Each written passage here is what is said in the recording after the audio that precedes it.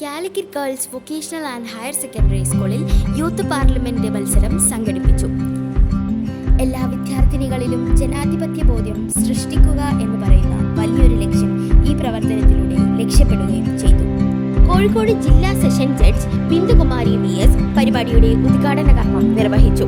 ചടങ്ങിൽ PTA president CK Sajid Ali അധ്യക്ഷത വഹിച്ചു. സ്കൂൾ മാനേജിംഗ് കമ്മിറ്റി അംഗം ജാഫർ ബറാമി സ്പെഷ്യൽ അഡ്രസ് നടത്തി. VHSC പ്രിൻസിപ്പാൾ KR സോബർ ആശംസകൾ അറിയിച്ചു. Higher secondary school principal Diana K Joseph സ്വാഗതവും FDSJ കോർഡിനേറ്റർ MK ഫൈസൽ നന്ദിയും പറഞ്ഞു.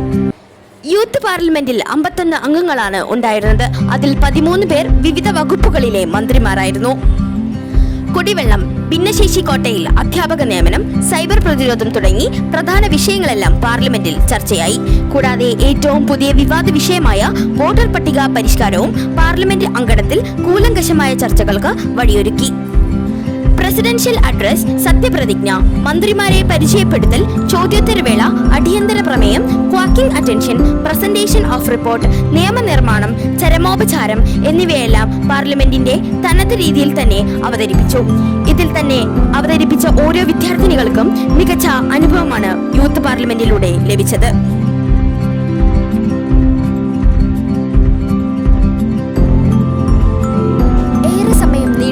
സഭയ്ക്ക് ശേഷം എല്ലാ മന്ത്രിമാരുടെ നിർദ്ദേശങ്ങളും പരാതികളും കണക്കിലെടുത്ത് മാന്യ സ്പീക്കർ ഫലം പ്രഖ്യാപിക്കുകയും ചെയ്തു.